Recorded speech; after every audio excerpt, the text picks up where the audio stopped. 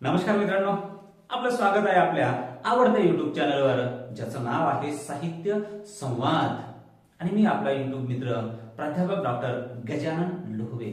मित्रांनो, आपण बी भाग 1 च्या पहिल्या सेमिस्टरला जे संत गाडगेबाबा अमरावती विद्यापीठाने भाषा विवेक नावाचं पुस्तक अभ्यासक्रमाला लावलेलं आहे, त्यातील पहिलं प्रकरण आपण अभ्यासलेलं आहे. भाषेचे स्वरूप आणि कार्य या प्रकरणाचे साधारणतः आपण 6-7 व्हिडिओच्या माध्यमातून त्याचा अभ्यास केलेला आहे. आणि आता वळूया आपण दुसऱ्या प्रकरणाकडे, जे अत्यंत सोपं आहे, जे सहज समजणार आहे. आणि जर थोडं मन लावून बघितलंय, ऐकलं, थोडा अभ्यास केला तर मला वाटते या प्रकरणावर जे काही प्रश्न येतील त्या प्रश्नांची उत्तर तुम्हाला सहज लिहिता येतील. त्या प्रकरणाचं नाव आहे भाषेची जडणघडण. महाराष्ट्रातले एक नामवंत प्रकाशक रामदास भटकळ यांनी हे प्रकरण लिहिलेलं आहे. मित्रांनो, भाषेची जडणघडण. आता भाषा तुम्हाला माहित आहे, भाष या शब्दापासून भाषा, आणि भाषा म्हणजे बोलणे, भाष म्हणजे बोलणे, म्हणजे बोलण्याला आपण भाषा असं म्हणतो. आता जडणघडण, आता भाषेची जडणघडण कशी होत असते? अगदी सोपं आहे. तुमची ही जडणघडण झालेली आहे. तुम्ही जन्माला आले तेव्हा खरं म्हणजे तेव्हा तुमच्या मेंदूची पाटी कोरी होती अगदी. कुणाला काका म्हणायचं, कुणाला मामा म्हणायचं, कुणाला आई म्हणायचं, काही समजत नव्हतं. मग हळूहळू कोणतरी सांगितलं की हे आई आहे, तर तुम्ही आई म्हणायला लागले. हे काका आहे, काका म्हणायला लागले. तुमची जडणघडण होत चालली. तुम्ही ज्या प्रदेशात, ज्या वातावरणात, ज्या मित्र मंडळींसोबत राहिले, वातावरणात राहिले, तशा पद्धतीने तुम्ही घडत गेले. काय खाल्लं, काय ऐकलं, काय अभ्यासलं, त्यावरून तुमचं व्यक्तिमत्वाची जडणघडण होत राहिली. पहा मित्रांनो, जडणघडण म्हणजे जे काही आपण वाढतोय त्या वाढण्यावर ज्या काही घटकांचा प्रभाव पडतो आणि ते वाढणं समृद्ध होत जातं, त्याला जडणघडण असं म्हणतो आपण. भाषा मुळात सुरुवातीची जी भाषा होती ती भाषा वाढत डेव्हलप होत आणि त्याच्यावर अनेक संस्कार करत अनेक भाषांचा प्रभाव, अनेक वातावरणाचा प्रभाव, अनेक काळाचा प्रभाव पडत त्या भाषेची जडणघडण झाली. आता ही जडणघडण कशी होते? रामदास भटकळ एक अत्यंत चांगल्या पद्धतीने, प्रकाशक तर आहेच पण लेखक सुद्धा आहेत, ते अत्यंत चांगल्या पद्धतीने सांगतात की भाषेची जडणघडण कशी होते. मित्रांनो, भाषेमध्ये काय असावं? भाषा समृद्ध केव्हा होते? तर त्या भाषेबद्दल आपल्याला खऱ्या अर्थानं अभिमान असला पाहिजे. ही माझी मातृभाषा आहे. जसं आपण देशाबद्दल म्हणतो की भारत माझा देश आहे आणि या देशाचा मला अभिमान आहे, सार्थ अभिमान आहे. आपल्याला आपल्या भाषेचा अभिमान असावा लागतो, सार्थ अभिमान असावा लागतो. केवळ भक्ती करून होत नाही.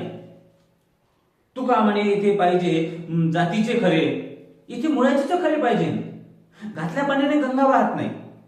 जर तुम्हाला भाषेचा खऱ्या अर्थानं अभिमान वाटत असेल, मातृभाषेचा अभिमान वाटत असेल, तर ती भाषा अधिक समृद्ध होते. अन्यथा आम्ही मराठी आणि आपल्या मुलांना इंग्रजीमध्ये आपण शाळेत टाकतो आहे. दैनंदिन जीवनामध्ये अधिकाधिक इतर भाषांचा, इतर शब्दांचा आपण वापर करतो आहे. आपली भाषाच आपल्याला बोलायला कुठेतरी आपल्याला कमीपणा वाटते आहे. असं जर होत असेल तर ती भाषा नष्ट होते. आणि म्हणून जर भाषा समृद्ध व्हायची असेल, भाषेची जडणघडण चांगल्या पद्धतीने व्हायची असेल, मुलाची जडणघडण चांगल्या पद्धतीने व्हायची असेल, तर त्याला सकस आहार द्यावा लागेल ना. आता भाषेला समृद्ध करायचं असेल, भाषेची चांगल्या पद्धतीने जडणघडण करायची असेल, तर भाषेचा सकस आहार कोणता आहे? तर भाषेबद्दल वाटणारा अभिमान. प्रत्येक वेळेस आपण मातृभाषेतून बोलणे, तुम्ही जेवढं जास्त बोलाल, जेवढ्या जास्त लोकांसोबत बोलाल, जेवढ्या जास्त इतर प्रांतीय लोकांसोबत मराठीच्या भाषेच्या अनुषंगाने तुम्ही बोलाल, तेव्हा ती भाषा अधिक समृद्ध होत जाते. मित्रांनो, एखादी नदी समृद्ध केव्हा होते? जेव्हा त्या नदीला अनेक नाले, अनेक नदींचे प्रवाह मिसळतात, तेव्हा ती नदी मोठी होते. भाषा मोठी केव्हा होते? तर जेव्हा अनेक भाषांचे शब्द, अनेक भाषांचे संदर्भ त्या भाषेमध्ये येतील, तेव्हा भाषा मोठी होते. म्हणून पहिल्यांदा आपण भाषेची निव्वळ भक्ती करण्यापेक्षा भाषेचा अभिमान असला पाहिजे. दुसरं मित्रांनो, की असं म्हटलं जाते की संस्कृत किंवा गिरवाण भाषा ही मराठी भाषेची मूळ आहे. खरं म्हणजे रामदास भटकळांचंही हेच मत आहे. पण संस्कृत ही भाषा मराठी भाषेची मूळ आहे असंही फारसं आपल्याला म्हणता येत नाही. तर अनेक भाषांच्या प्रभावातून, अर्थात संस्कृतचा मराठीवर मोठ्या प्रमाणात प्रभाव आहे, पण मराठी भाषा ही संस्कृतमधून निर्माण झाली असं आपल्याला म्हणता येत नाही. अनेक संशोधकांच्या अभ्यासातून, अनेक भाषांच्या संमिश्रणातून मराठी भाषा निर्माण झाली असं आपल्याला म्हणता येईल. आणि मग असंही आपल्याला लक्षात येतं की एकेकाळची देववाणी, एकेकाळची संस्कृत भाषा जी आहे ही पुस्तकांची भाषा होती, विद्वानांची भाषा होती. पण आज ती का भाषा नष्ट झाली आहे याचीही आपण कारणे पाहिली आहे. नष्ट जरी झाली नसली तरी संस्कृत भाषेला एका काळामध्ये जे वैभव होतं ते वैभव आता कमी झालेलं आहे. का? कारण संस्कृत भाषा बोलणाऱ्यांची संख्या कमी झालेली आहे. म्हणून भाषा समृद्ध केव्हा होते? भाषा जेव्हा माणसं बोलतात तेव्हा भाषा समृद्ध होते. भाषेची जडणघडण ही अशा पद्धतीने होत असते. आणखी भाषेची जडणघडण आपण मुद्दा पाहत असताना काय केलं पाहिजे? तर भाषा अभ्यासक श्रीम माटे यांनी एका लेखामध्ये छान याचं उत्तर दिलेलं आहे. भाषाभिवृद्धीची सामाजिक दृष्टी, भाषेची अभिवृद्धी करताना भाषेचा विकास करण्यासाठी आपल्याला सामाजिक दृष्टिकोनातून पाहावं लागेल. मग सामाजिक दृष्टिकोन कोणता आहे? तर समाजामध्ये अनेक जाती पंथाचे लोक असतात आणि प्रत्येक जातीची एक बोलीभाषा असतात. अनेक धर्माचे, अनेक भाषेचे लोक असतात. प्रत्येक भाषेतील शब्द वेगवेगळे असतात. मग काय केलं पाहिजे? तर एखादी किंवा आपली मातृभाषा समृद्ध होण्यासाठी काय केलं पाहिजे? तर शेतकऱ्यांचे काही शब्द आले पाहिजे, जे व्यावसायिक आहेत त्यांचे शब्द आले पाहिजे, लोहार असेल, कुंभार असेल, माळी असेल त्यांचे काही शब्द आहेत ते शब्द आले पाहिजे. ट्रकवाले असतील, लावबर जॉक. आता हा जॉक शब्द कुठून आहे? जॉक जेव्हा एखादा टायर पंक्चर होतो, त्या पंक्चर टायर काढण्यासाठी जेव्हा त्याला ट्रकला उंच केलं जाते, ते उंच करण्याचं साधन म्हणजे जॉक आहे.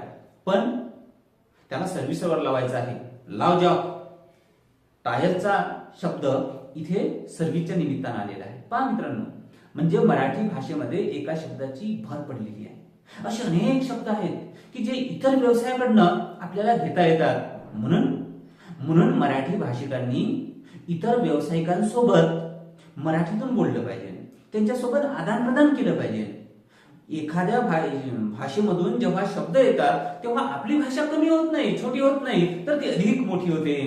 कारण तुम्ही श्रीमंत केव्हा व्हाल? जेव्हा तुमच्याकडे खूप सारे पैसे असेल तेव्हा. मराठी भाषा श्रीमंत केव्हा होईल? जेव्हा मराठीमध्ये खूप साऱ्या शब्दांचा शब्दसाठा असेल तेव्हा. आणि शब्दसाठा केव्हा होईल?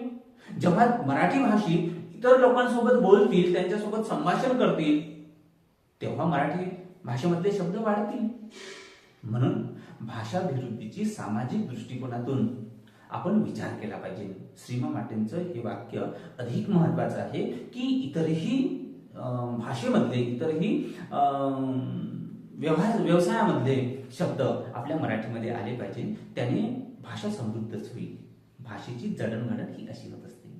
मित्रांनो, भाषेमध्ये दोन पद्धतीने बदल होत असते, अर्थात ते सामाजिक बदल आहे. पहिला बदल असा आहे की मराठी कोणत्याही भाषेमध्ये विशिष्ट वळणावर काही शब्द निर्माण होत असतात. जसं की ऑक्सफोर्डची इंग्रजी ही अधिक चांगली असं म्हटलं जातं आणि देशी इंग्रजी त्यापेक्षा कमी असं म्हटलं जातं. म्हणजे भाषेमध्येही चांगलं आणि कमी, उच्चतम आणि निच्चतम असंही असतं.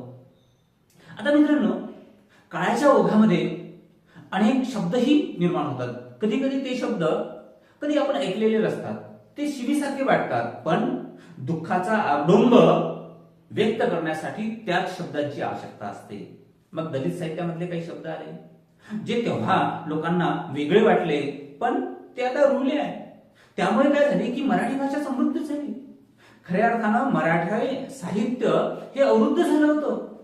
तोच तो पण आला होता. दलित साहित्य आलं, आदिवासी साहित्य आलं आणि आदिवासी दलित साहित्याच्या निमित्तानं एक वेगळे अनुभव आले. त्या अनुभव सांगण्यासाठी वेगळे शब्द आले, संदर्भ आले आणि थांबलेली मराठी साहित्य, थांबलेली मराठी भाषा पुन्हा गतीने पुढे जायला लागली.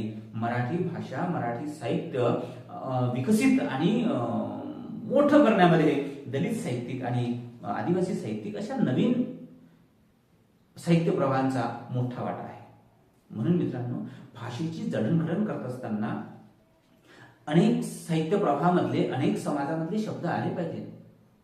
ते काही शब्द अश्लील आणि अश्लील असं नसतात. शब्द कोणतेही चांगले वा वाईट नसतात, श्लील अश्लील नसतात. एखादी घटना, एखादा अनुभव व्यक्त करण्यासाठी तशाच पद्धतीचे शब्द असावे लागतात. जखम जेवढी मोठी असेल, ती जखम व्यक्त करण्यासाठी तशाच शब्दांची आवश्यकता असते. म्हणून कोणतेही शब्द श्लील आणि अश्लील नसतात. आणि मग तेही शब्द मराठीमध्ये येतात. सुरुवातीला भाषेमध्ये जे काही अश्लील शब्द मानले जायचे त्यांना फुल्या दिल्या जायच्या. जो अश्लील शब्द असेल तिथे तो लिहिण्याऐवजी 4 फुल्या मारल्या जायच्या. समजून चालायचं की हा शब्द काहीतरी वेगळा आहे, अश्लील आहे. पण आता तसं होत नाही. दलित साहित्य किंवा इतर साहित्याने ते शब्दही रुळवलेले आहे आणि ते आपण खुलेआम वापरतो आहे. साल्या, तुकड्याभर भाकरीसाठी गाडीभर लाकडं फोडशील का? साल्या शब्द आलेला आहे. असे अनेक शब्द आहेत. ती वेदना एवढी मोठी होती की ती वेदना व्यक्त करण्यासाठी साल्यासारखे शब्द आवश्यक होते. यामुळे भाषा समृद्ध झाली, विकसित झाली. भाषेची जडणघडण हे अशा अनेक साहित्य प्रवाहामधल्या भाषेतून आलेल्या शब्दांमुळे ती होत असते. दुसरं मित्रांनो, राजकीय स्थित्यंतरी झालीत, सांस्कृतिक बदल झाले. जसं की इंग्रज याआधी डच आले, पोर्तुगीज आले, फ्रेंच आले आणि इंग्रज सुद्धा आले. इंग्रज आले, 150 वर्ष राहिले आणि 150 वर्ष निव्वळ राहिले नाही तर त्यांची संस्कृती आपल्यावर लादली आणि आपण जणू काही इंग्रजमय झालो. ते शब्द आले, त्यांचे शब्द आले, शब्दासोबत त्यांची संस्कृती आली, संदर्भ आले आणि जसेच्या तसे आपण स्वीकारले. म्हणून आज कप म्हणजे कपच असं म्हणतो आपण. टेबलला मेज किती लोकांना माहित आहे? म्हणून टेबलच म्हणतो, चेअरच म्हणतो. मित्रांनो, जसे त्यांचे शब्द आले तसेच आपण मराठीमध्ये स्वीकारले आणि आज ते मराठीमध्ये एवढे रुळले की पंचरला पर्याय शब्द काय? प्रश्नच पडतो खऱ्या अर्थानं. मग ते एवढे रुळले की मराठी वर्णमालेमध्ये या आणि अ हे 2 स्वर नव्याने घालावे लागले. आणि हे सगळे इंग्रजांच्या मॅकॉले किंवा अँटिना असे अनेक शब्द इंग्रजीच्या प्रभावामध्ये आले आणि ते आपण स्वीकारले. काय झालं? भाषा समृद्ध झाली, भाषा वाढली.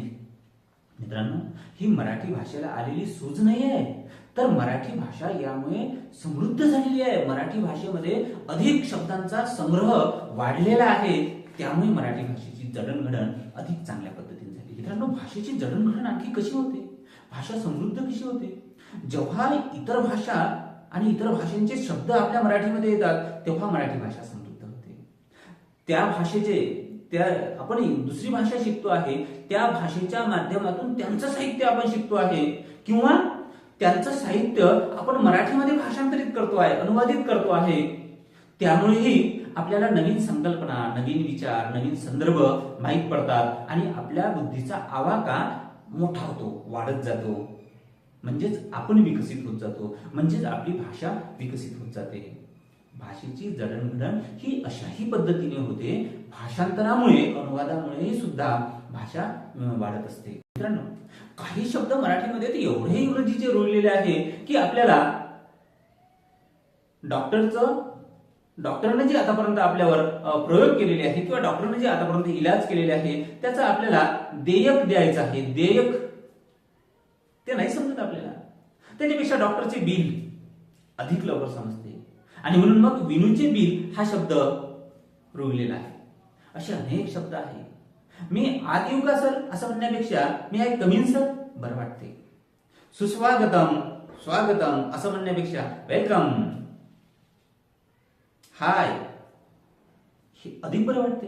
हे रुळलेलं आहे आणि यामुळे काय झालं की यामुळे मराठी चपलेली नाही आहे, ती समृद्धच झालेली आहे, ती अधिक वाढलेलीच आहे. अशा पद्धतीने मराठी भाषेची जडणघडण हा इतर भाषेच्या संपर्कातून अधिक चांगल्या पद्धतीने होते, म्हणून आपण इतर भाषेसोबत संपर्क वाढवला पाहिजे.